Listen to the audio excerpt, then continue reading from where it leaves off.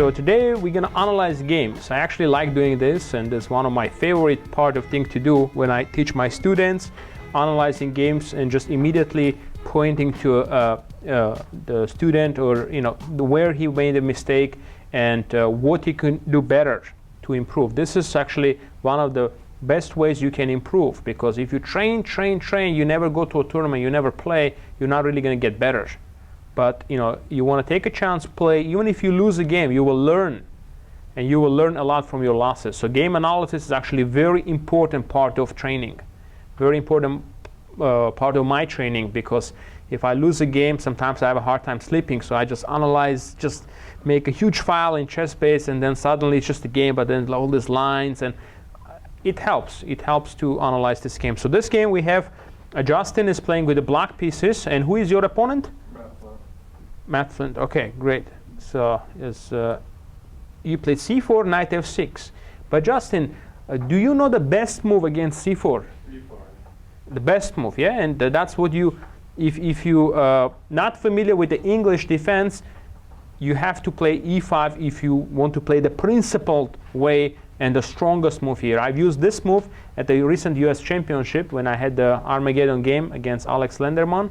And some of you may remember this game. I played c4, e5, because this is basically, opponent is not fighting for the immediate center, d4, e5. So you have to try to take advantage of it by playing the move e5. So my recommendation is e5. I mean, you have to know about this move. Of course, you can just play it, but you can study my game. I think that will help you. I think that was a pretty good game to demonstrate how black can play and equalize, at least with black. Okay, so try that maybe next time. Okay, so g3, e5. Okay, so you transpose. Yeah. Okay. So it's a transposition, but not quite what I played. So you play the main line, of course.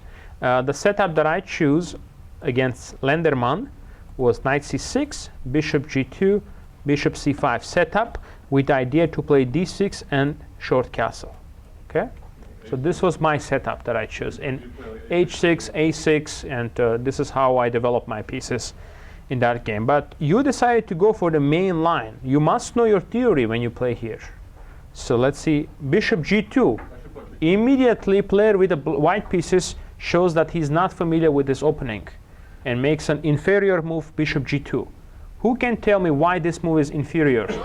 You need to raise your hand and explain why bishop g2 is inferior move in this position. Who can explain to us why bishop g2 it's not recommended? By the way, the recommended move in this position is c takes d5, knight takes d5, bishop g2, knight b6, and then it's just hundreds of games, maybe several thousand games played in this line. So, but bishop g2, it's bad. Let's see if Justin can explain us why is this bad. You played d4 and tempo and the knight. Tempo and the knight. What else you achieve besides the tempo? Gaining a space. And very important to point out that when you play d4, you are now entering to his territory. So usually when you're black, this 8, 7, 6, 5, it's your territory. So if white comes in with his pawns, he's kind of gaining space and coming to your territory. So usually it's not a good thing. Okay, but in this position, it's 1, 2, 3, 4. This lines. This is white's territory, and you have a pawn on d4 already entering in. So immediately after you d4, you are actually already slightly better here. We've played 4 or 5 moves, but not only you've equalized the game, actually you already have a slightly better position, because you're gaining a tempo, attacking the knight, and most importantly, you're coming into his territory. Okay, and this is excellent. So, d4 you played? No, I played c6. Oh, yeah, c6. No, I mean not a question mark. I would put this maybe a dubious move. Okay. Because the opportunity is given to you. In chess, when you have an opportunity to grab the initiative and advantage, you have to take it. If you don't take it, it can really backfire. So you have to remember doing that, okay? So in this position, you have to play the move d4. c6, it's a bit passive, okay? So you don't want to play c6 in this position. You play d4 and immediately attacking the center. Okay, and I think your opponent just arrived. Yes. So in this position, just to point out, we already discussed this, you must take on d5 first and then play bishop g2. This is the theory of the English, okay? Because when you play bishop g2 after d4, suddenly you're slightly worse because his d4 pawn is already entered to your territory and entered with the tempo. Right. Okay? So just keep that in mind. But Justin, c6, you did not know about d4, or why did you hesitate it? I thought maybe he had something prepared or something. Okay, well, you can't worry about preparation. If you feel like the move is right, you have to go for it, okay? You know, confident play is very important. Sometimes a lot of the chess players, even very top players, they play fast. They're not even sure, but they just play fast and confidently to kind of make their opponent worry. So but here, you know this stuff to get into the territory, so you have to play. Okay, c6, c takes d5, correct. Takes d4. Okay, d4 is fine. d3 is also playable. Okay, you can also play d3 here and then go bishop g5, for example, pinning the knight. That will be also playable. So d4, excellent. E takes d4, attacking the knight. Queen takes d4, knight c6. Queen a4, h6. A little bit of surprising move. Why? Why do you play h6? In the heat of a battle here, is it time to play h6? Well, the d-pawn's isolated in I know, but I mean, this is a moment where you have some initiative here. You have a lead in development. The queen is moving around. You know, you're not taking your chances here a little bit. so maybe bishop b4 is better. Bishop b4 is excellent move. You can definitely play bishop b4, but what's better? Remember, when you see a good move, you look for a better one. D4 maybe. Of course, d4. Of course, you should play d4 and question the knight. Now, what would you do in this position if you had played this move d4, Matt? Forgot what I was planning. So probably knight e4, yeah? I don't think you cannot take on c6. This is a problem for you, because when you take after bishop d7, queen is hanging and the knight is hanging and you're losing a piece. Yep. So that's bad. So if you move the knight, it's bad. You lost your line score bishop. So you have to play knight e4. And I think it's a pretty clear picture after takes, check on b4.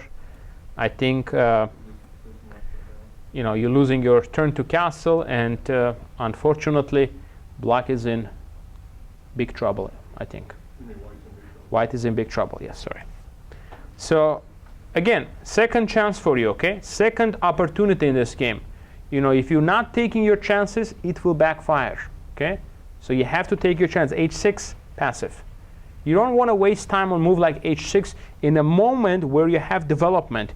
Even if you didn't have d4, bishop b4 would have been another alternative. Second best move here is bishop b4. The first move is d4.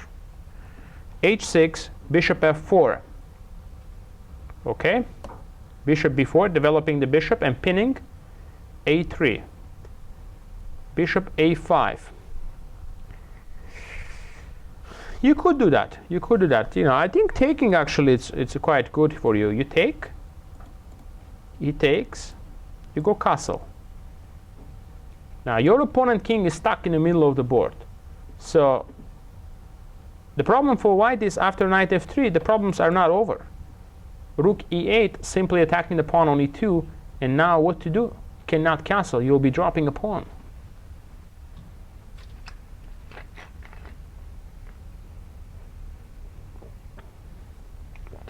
Black is slightly better here. You might have to play something like queen c2, but anyway, it's slightly worse, this position, okay? Okay, so bishop a5, what happened? b4. Tempos, Justin, you're losing some tempos now. Your bishop is keep getting chased around here. b5. Okay. Matt, what about development? Don't you want to develop and castle? Because it's a bit risky. I find it a bit risky, this b4 push, you know? You know, it's very risky. b5, and Justin played knight d4. Justin? Knight a5 is better. Think. I know knight a5. Think more. Think more.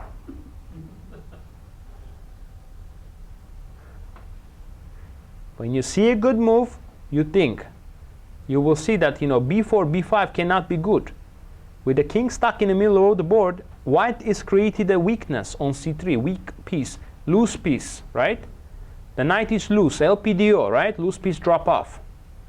So now, how are you going to attack the loose piece? Bishop a5. Look at this move. What do you mean? Absolute pin. Absolute pin supported by d4. I was thinking he would play Bishop bishop d2. d2? Sure. Knight c4, d4. If white manages to castle here, that will be success. I mean, very loose, Matt. Your position very loose here. Create a lot of looseness. Aha, bishop check. That might be interesting. Yes, b6 check. Okay, knight c6. Okay, don't think the problems are over. Now take. Now the queen is badly placed here. Yeah, I'm not going to take him in. And what? Lose the pawn on b6. You have that lead going on. Lead in development is on your side. So that's why you're just better here. Yeah. Okay? Yeah, you had to, but okay, you played knight d4. Rook d1. Knight e6. Knight takes d5. Okay, well, white is winning a pawn. Position still remains quite unclear. Knight takes f4, queen takes f4, knight d5, rook d5, bishop a5 check. But looks like the worst is over for white. White is more or less okay now after king f1. Queen e7, queen a4. Not sure about queen a4 here. Why not just develop and, you know, get knight f3 out, get the knight out, something like that. Bishop b6. Queen f6. What about safety of the king? I actually castled in the game. You castled? I was saying I should have played queen f6, I think. No, castle is fine. Castle is okay. Queen f6, king g1. I feel like you have a very good compensation now. Yeah. Bishop e6, rook a d8, exchange, queen c1, bishop b3. Tough. Give the pawn back, but still, you know, the advantages on the black side now. Queen e3, correct move, solidifying the position. Bishop d5. And black is still probably winning the weak pawn. Got behind it, and now we enter to the. b6 I played. Sorry. You play what? b6. Why did you give up? Ah, you can't protect your pawns. Yeah, this is a problem then. So then it's just the draw. Yeah, computer says all zeros. Yeah, yeah, this is draw because black's pawns are weak. So you played a6. b6. Yeah. Wow, why did you give up your pawn? Yeah, Then you have to suffer to make a draw. Why do you want to suffer to make a draw? Just go here. Just go here. Anything. yeah. And that's it. Why just go g6 and you're not suffering at all. Okay? Yeah, we don't know how to draw. Yeah. You lost this position? Yeah, this is theoretically drawn position, but Justin made the task more difficult for himself, and he had to show a precise defense here. I did this. Exactly what happened. And basically it's a draw, but you have to know how to defend this position. I played h4, h5. And Well, you should not let him play h5. You should play h5 yourself. h4, you play h5 first of all. Yeah.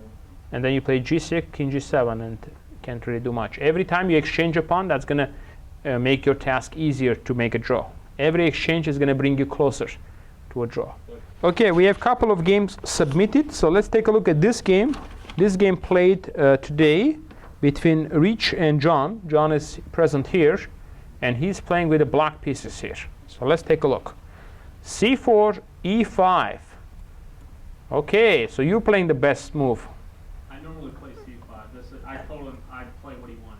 So. Okay. G3, knight C6, bishop G2, knight F6, knight C3, bishop B4. This is a known line. It's yeah, you're trying to take the knight here and damage the structure. Are you ready to play against knight D5? Do you know what to do if he jumps in there? Probably bishop C5 or bishop E2. I don't think. Bishop C5 is good. Yeah, bishop C5 is good. Yeah. So you play E3. Your opponent played E3. Not the best move here. You took. He took E4. Yes, yes. Now knight is coming on F5, and again we see another game where white misplayed a little bit in the opening, and now black is actually very quickly enjoying the advantage here. You know, weak pawns on C4, on C3, hole on D3 and F3, so things are not looking too good here. So that's the problem. Okay. So E4, E2. Why don't you just go here? I Immediately. Why are you hesitating? I don't know. Immediately put pressure and threaten to sink in here with the knight on D3 now. What's going to happen? Well, there's not much you can do. I think you win a pawn here. Yeah, I saw I won a pawn, but I don't know. For some reason, I maybe miscalculated something. I figured he had some kind of counterplay there. So I just castled. I don't see any counterplay. Yeah. So you castled, again, similar to Justin. More aggression, okay? More aggression. When you have opportunities, go for it. Castle, queen c2. Now he is attacking your weak, not weak, but overextended pawn. Rook e8, knight f4, knight a5 comes in. Knight d4, knight c4, knight takes f6, queen takes f6, bishop e4. Now the h pawn is hanging, so h6. Now the computer told me to play d5 there and give him the h pawn, but I'm not sure how it works. Well, that's some complex computer lines, perhaps. Yeah, that could work, but okay, h6 is okay. Castles, you played c6. I wanted to get in. You really want to get the d5 in here, but why your opponent is not playing d3? And I at looked least at d3 and I thought I could play like 95, going h3 or something. I mean f3 or something. yeah, but then Or maybe or maybe put it on d6. But well, this is not so easy for you, I think. Yeah, I'm not familiar with these lines. I always play c5, c4, c5. So. Yeah, but I'm not sure. d3, if you go knight d6, I can go bishop g2 even. See, I analyzed b6 there as well instead of c6, but I really didn't see anything with b6 either. Yeah, d3 was strong, but your opponent didn't do it. So you played d5, attacking the bishop. Bishop g2, bishop f5, activating the bishop.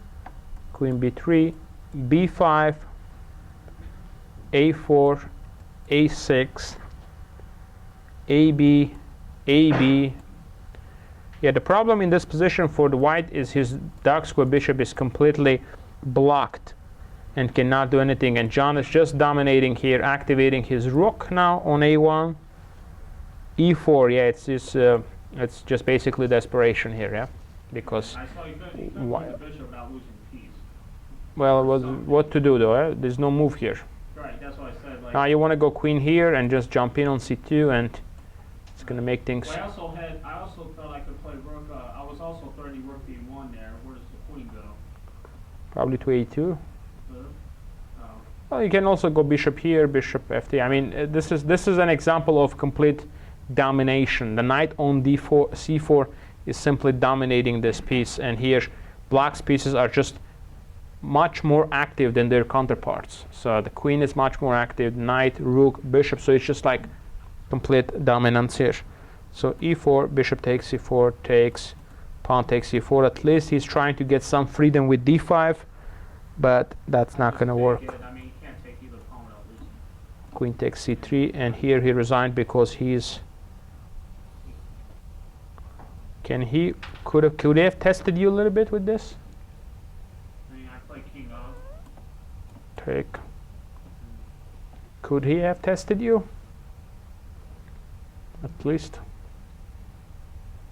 Yeah, a little bit premature resignation, I think, but because queen f5 is a threat. Right. Drawing threat. Queen F2. How about 95? 95, yeah, but okay, there's some Yeah, knight d6. knight d6 and queen takes. d5, queen takes d6. It looks like a draw. Oh, I mean, you have to play something like queen e5 here Queen and try to convert, you know. You need to solidify the position. I mean, you have very good winning chances, but again, I find it, you know, resigning here a bit too early because there are still practical chances to make a draw. Okay, so but John's opponent resigned and good win. Very good. Okay, now we have another game here submitted by Matt, and this is the game against Bill Thompson. So let's take a look at that game. So e4. So Matt, you're black. c5. We see the opening. Everybody here should know this opening. Everybody know the opening? Sicilian defense, okay? Sicilian defense, remember. Knight c3, e6, g3, d5, takes, bishop g2, knight f6, bishop e7. Yeah, I think, yeah, Bill is not playing very well here because you're developing and castle, and he also gave you the control of the center. So I think you have some good possibilities here. Here I wouldn't worry about bishop g5 too much. I would just castle. Bishop g5 actually could be met by a quite unpleasant move, rook e8. Right. And then you go h6, attacking a bishop. He takes, you go bishop f6. And you've got some good pressure. Okay?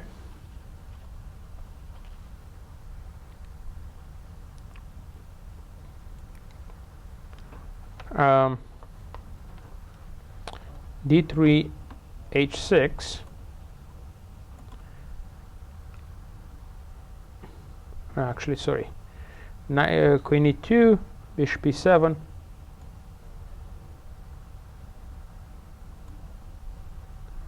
d3. You have knight c3 here twice. I assume one is knight f3, because you have it knight c3 written. Oh, f. Okay, knight f. Okay, knight c6. Castle, castle, and black is already slightly better because of the good development, active development he has, and also he has the control of the center. So rook e8, queen d2. Wow, awkward, huh? Very awkward now. Normally, when you see something like this, queen comes in front of let's go bishop, that means it went really, really bad for black here. And now you play bishop e6 here, but I'm wondering if that's the best move here. What can you do better? What can you play more actively, perhaps?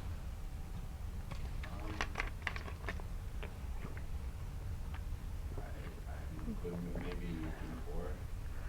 d4, but which piece you still need to develop here?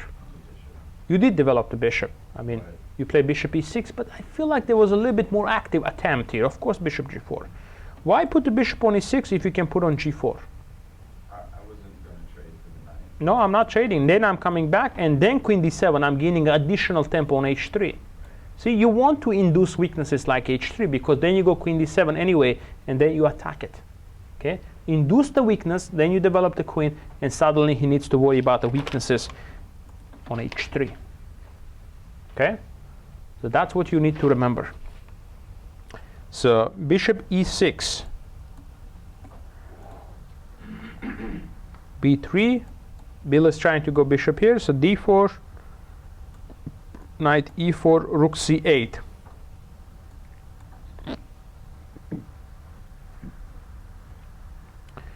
Bishop b2, Is it the b5 here? Yes. b5, wow.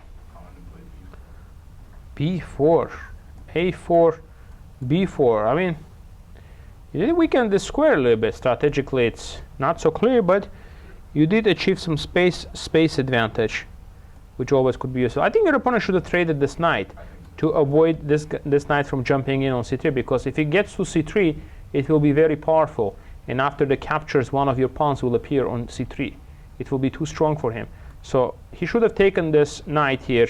And position is actually more or less equal here. You know, but he did not do that, and he played a move Queen d1. Yeah, going back also. Knight d5. Knight fd2. Knight ed2 or fd2? Bishop g4, pinning now. Knight c4. Knight c3 comes in, attacking the queen. Takes, d takes, h3. Bishop h5, correct. g5, bishop g6. Knight fe5. I think he played very well this portion. Yeah, he played very well.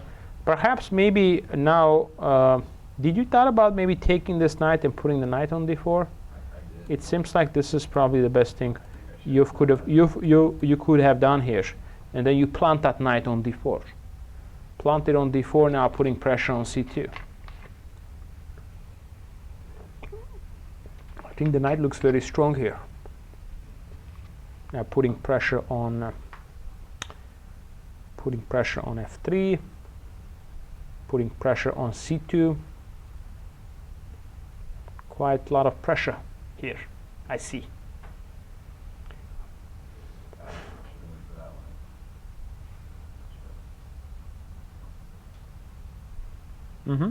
Yeah, that's what I would do.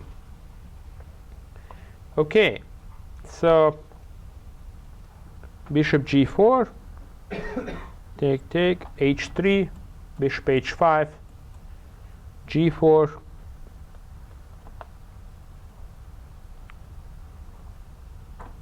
knight fe5, knight d4,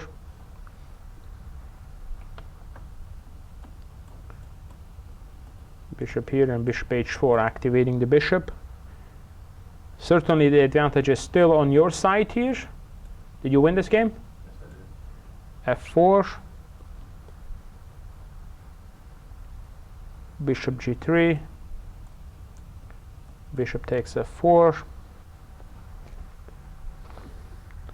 there's just knight g6, check, king e1, h1, queen d6, king g2. Both kings are a little bit open, but here Matt comes up with a beautiful tactic.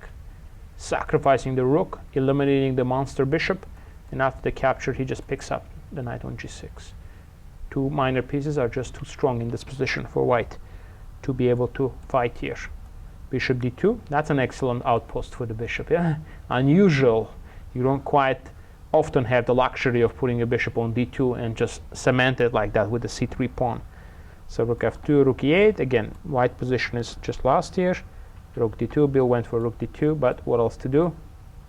Rook d1, queen e4, takes, and simply exchange of the rooks, and after knight d4, pick up the pawn. I think it was a good game. I think it was a good game overall. There could have been, some opportunities for you maybe to play better. There's always, even if you play an excellent game, there's still, you can maybe find one or two ideas you could do better. But I think overall, you played this game at a very high level, so it was good. Excellent. Okay, and the last game we have is my game. This is the game we played in a simul today against Murati here, and very interesting game. Let's take a look at this. It's again a blindfold game. I was blindfolded playing this game against 5 opponents. So I didn't want to play all my games with d4, so I wanted to have some different moves. But actually, maybe this is a mistake, because I'm entering some positions that I'm not very familiar with.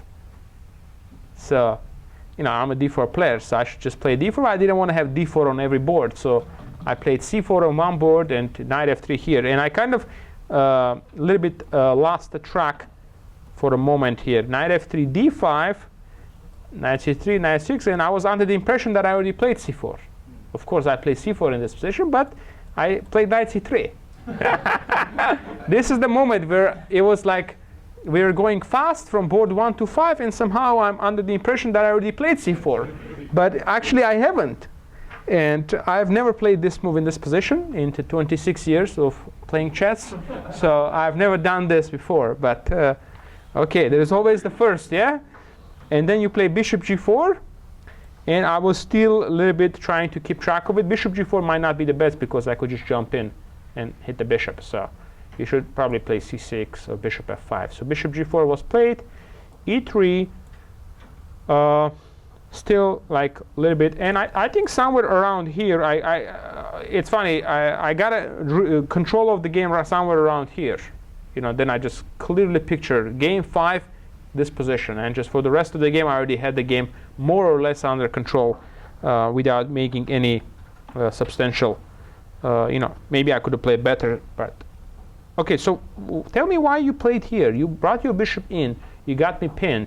Why are you taking this? I haven't even questioned you yet with this. Why don't you keep the pin and develop your pieces?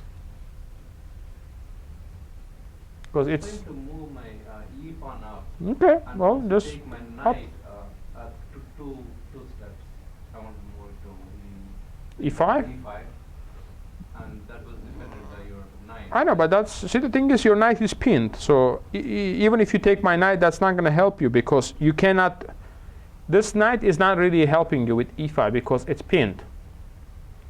So you have a pin on me, so you should just try to go e6, get your bishop out and castle, and you're absolutely fine here. It's equal position. But after you take this, it's you wasted 1, 2, and you took a knight. Which piece is more valuable, knight or a bishop in openings? Usually bishop is a little bit more valuable, okay? The value is normally same, the 3, but you know, many players, including Grandmaster, they believe that, you know, you shouldn't just give up your bishops for no good reason. Okay? So this is already a slightly worse position for you. You should have a reason why you spend time, 1 or 2 moves, and give up the bishop. Okay? There must be a reason behind it. Okay? Queen f3, queen d7, castles, a6, bishop a4, yeah, I thought you played fine here. Somewhere here, actually, you had an interesting move. I don't know if you thought about it. When I played e4, I kind of took a chance here. And I was like, would he play it or not, you know? Question is, would he play it? b5. So b5 was the move, of course. So, I mean, this is a little bit risky also for you, but I think it works. I think it works. I have to, because if I go back, I think it's just bad, because you take. So I have to take here.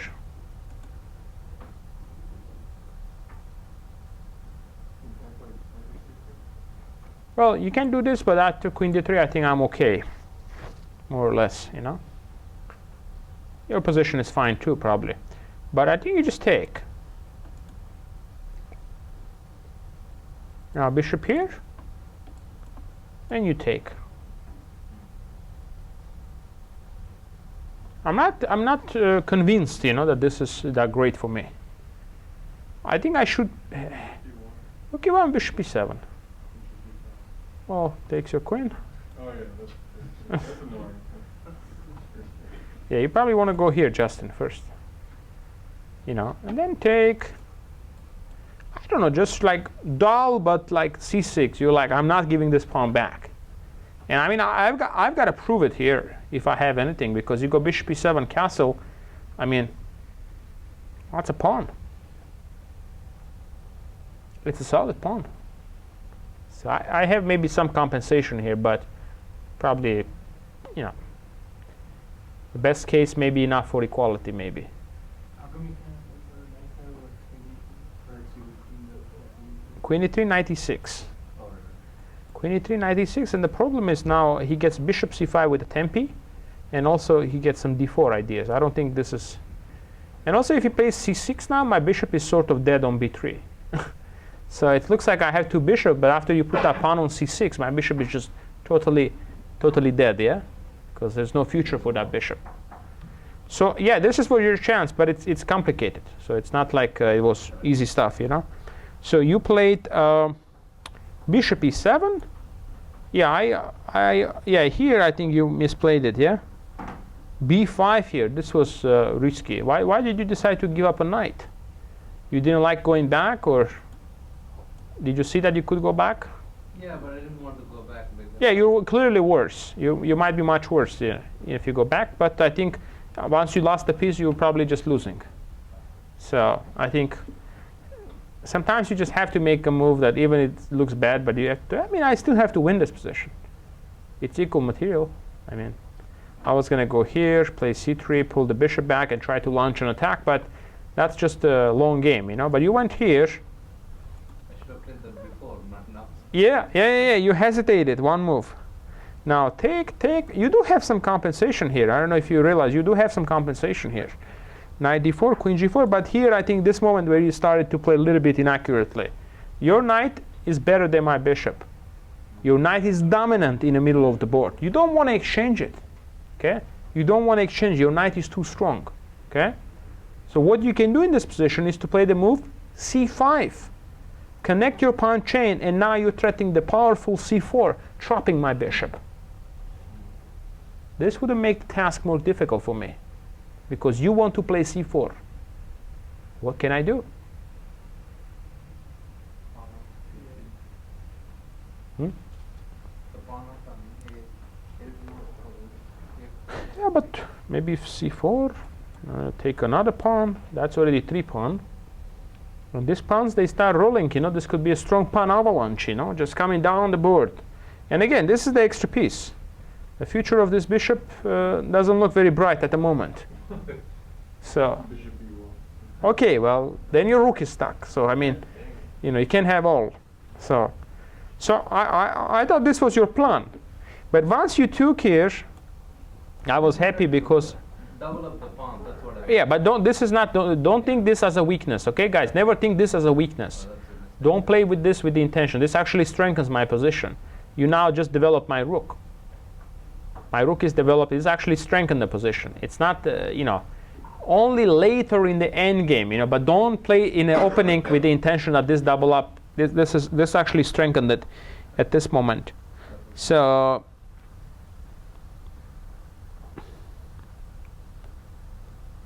C takes b3, A takes b3, you play d4. Yeah, this was also a little bit inaccurate because you let my knight jump in. Just castle. Yeah. Castle c5. I mean, you're not lost here. I mean, you're worse, but you're not lost here on anything. You have compensation. My goal was to have 20 moves here with you. That's how Well, this gentleman lasted the longest. You know, he was the last man remaining. You know, and there were some people who played chess before. There were some guys. Yeah. One guy, I think he was pretty good. But yeah, I think you did well. But I think you could have had a fine game. You know, if you didn't make this mistake. So basically, after d4, it's just the game is pretty much decided. But I think this moment you had a b5 earlier here, very strong. Okay, and here you have to go knight g8, I think. But piece sacrifice is not that bad. You know, piece sacrifice, it's objectively probably not very good, but it's playable. But you have to play c5. Okay, don't think on b3 thinking this is loosening up the position, because it doesn't. So c5. So we had knight b3. Castle, yeah, this is okay. Castle and then c5. So I played. You played d4.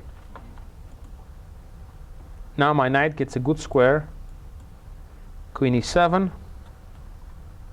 Rook e1. You castle. I go bishop f4. And yeah, this is already at this moment. I'm threatening to eliminate your bishop. c7 is weak. a6 is weak. I will be winning some pawns back. If you can remain the position with 2 pawns for the material, you can fight. You know, you can put some resistance here. But unfortunately here you can't. And c6 really didn't help here much because bishop d6. That's now losing a rook, and that increased my advantage now. So queen d8 was played. I took, and here I could take immediately, but the problem is you take back and you can defend with rook d8. So that's why I played my rook first, and then eliminate the bishop, because now you cannot play rook d8. It's a small detail, but it's it's important to even realize the details I didn't like know this. anything, but now I know. Yeah, because if I take right away, Then I come there. you can take back, and if I go rook a1, you have rook d8 or c5 even. But but if I do it like this, then you cannot play c5. I can take you. I can take on f6, and I pick it up on d7. Okay. Queen e7, takes, takes. Queen d4. Queen d4 and rook d4, and at this moment, yeah, it's just lost. Okay, excellent. Oh, but yeah, it was good. The game went very long, Yeah. and everybody got mated, and you were the last person remaining. So it was a good job on that. Okay.